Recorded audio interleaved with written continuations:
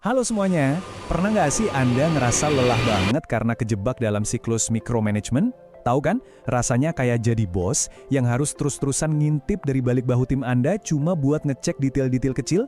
Jujur aja, itu melelahkan banget. Nah, di sesi pembahasan kita kali ini, kita bakal ngebedah salah satu dilema terbesar di dunia kerja. Apa sih bedanya sekedar ngasih tugas sama benar-benar mendelegasikan tanggung jawab? Karena percaya deh, ada satu pendekatan luar biasa yang bisa ngubah total cara tim Anda bekerja, yaitu lewat pemberdayaan yang sejati. Oke, mari kita bedah tuntas topik ini. Buat peta jalan kita hari ini, kita bakal jalan-jalan melewati 5 hal seru. Kita mulai dari gimana teori kepemimpinan itu berevolusi, terus ngeliat konsep pemimpin sebagai bunglon. Habis itu, kita masuk ke inti masalah, bedanya tugas sama tanggung jawab.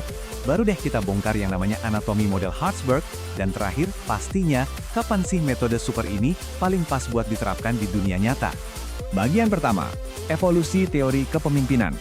Kita harus paham dulu konteksnya nih sebelum melangkah lebih jauh. Buat benar-benar paham model Hertzberg nanti, kita harus ngeliat dulu gimana sih cara pandang kita soal kepemimpinan itu berevolusi. Dulu banget, di tahap pendekatan sifat, orang mikir pemimpin itu ya dilahirkan, bukan dibentuk. Ibaratnya, kalau Anda nggak punya postur tegap atau karisma dari lahir, ya lupakan saja. Terus, oh ternyata itu nggak cukup.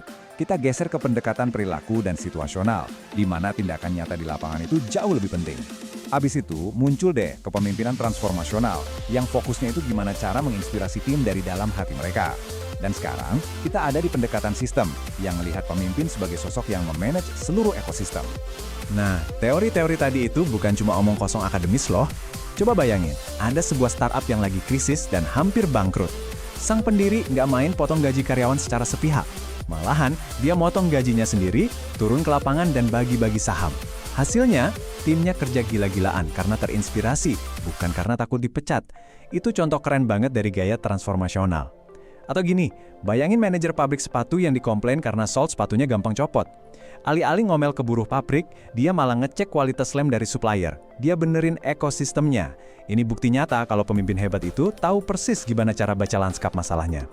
Masuk ke bagian kedua, pemimpin sebagai bunglon. Di sini kita bahas pentingnya adaptasi. Dari semua evolusi yang udah kita obrolin barusan, ada satu benang merah yang mutlak banget buat pemimpin zaman sekarang, fleksibilitas. Fakta pahitnya, nggak ada satupun gaya kepemimpinan yang bakal cocok buat semua kondisi. Nol. Pemimpin yang benar-benar hebat itu ibaratnya kayak bunglon. Mereka bisa ngubah warna gaya kepemimpinan mereka, menyesuaikan sama lingkungan, ngebaca tim, dan merespons tingkat krisis yang lagi terjadi secara instan. Coba bayangin orang yang sama, misalnya manajer restoran cepat saji. Pas lagi jam makan siang yang gila-gilaan, dapur berantakan, pesanan numpuk, di detik itu juga si manajer harus jadi sosok yang super otoriter, tegas, instruksi jelas, nggak ada waktu buat diskusi. Kalau nggak, bisa hancur itu dapur. Tapi, beberapa jam kemudian, pas restoran udah sepi dan mereka lagi rapat sore, manajer yang sama ini harus berubah 180 derajat, jadi demokratis. Dia harus duduk santai, dengerin ide-ide menu baru dari kokinya. Satu orang, dua gaya yang bertolak belakang, tapi dipakai di momen yang sangat tepat. Sekarang kita masuk ke bagian ketiga. Dan jujur aja ini inti dari segala yang kita bahas hari ini. Tugas versus tanggung jawab. Kalau kita bisa paham bedanya dua hal ini, kita bakal buka potensi sejati dari tim kita. Gini, ngasih delegasi tugas itu rasanya kayak Anda ngasih daftar belanjaan ke orang lain. Tolong kerjain A, habis itu B, terus C ya. Sangat spesifik dan mendikte. Beda banget ceritanya kalau Anda mendelegasikan tanggung jawab. Fokusnya ada di hasil akhir. Anda cuma bilang, tolong capai target X. Gimana cara nyampainya? Terserah Anda. Anda ngasih sebuah misi, ngasih mereka ruang buat napas, mikir kreatif, dan nentuin jalannya sendiri. Dan realitanya nih, kalau Anda cuma sibuk ngasih tugas, Anda sebenarnya cuma lagi nyetak pengikut-pengikut yang patuh. Tapi, begitu Anda mulai mendelegasikan tanggung jawab, wah, disitulah Anda mulai menciptakan pemimpin-pemimpin baru di setiap sudut perusahaan Anda. Mendelegasikan tanggung jawab itu benar-benar senjata rahasia paling ampuh buat ningkatin skala kapasitas organisasi. Nah, ini dia bagian keempat kita. Anatomi model Hertzberg. Kita lihat gimana bentuk pendelegasian yang utuh itu. Pernah dengar model Hertzberg? Ini adalah filosofi manajemen keren yang lahir di Jerman setelah Perang Dunia Kedua. Ini tuh ibarat aplikasi ekstrim dari yang namanya rasa percaya. Intinya adalah pendelegasian secara utuh.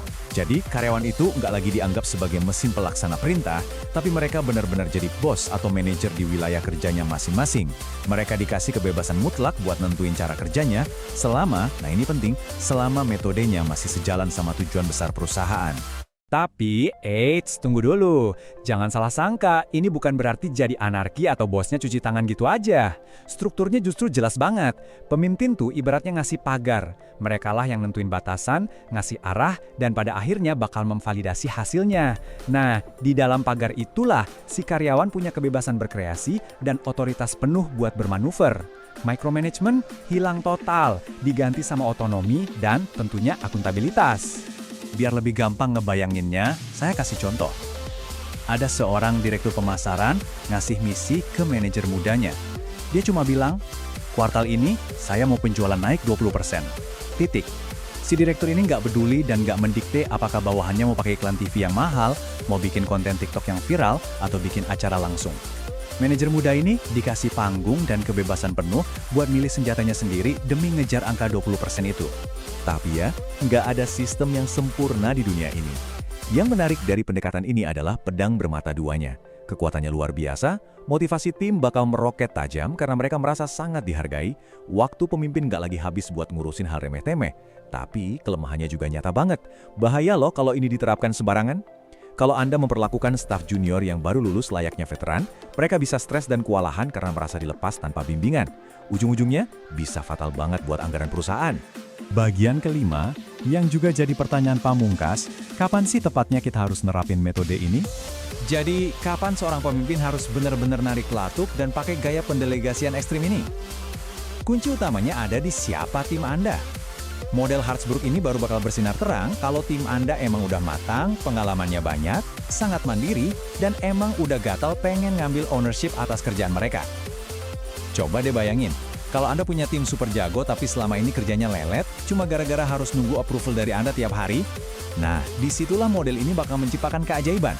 Sebagai penutup, saya mau ngajak Anda merenung sebentar. Coba perhatikan lagi orang-orang di dalam tim Anda sekarang. Siapa sih kira-kira yang saat ini potensinya lagi tertahan sama daftar tugas yang kaku, padahal mereka sebenarnya punya kapasitas luar biasa untuk jadi pemimpin baru? Menemukan orang ini dan mulai ngasih mereka tanggung jawab penuh, bisa jadi itu adalah langkah pertama dari transformasi kepemimpinan paling hebat yang pernah Anda lakuin. Gimana? Berani mencoba? Terima kasih udah ikut ngebedah topik seru ini bareng saya. Sampai ketemu di eksplorasi kita selanjutnya.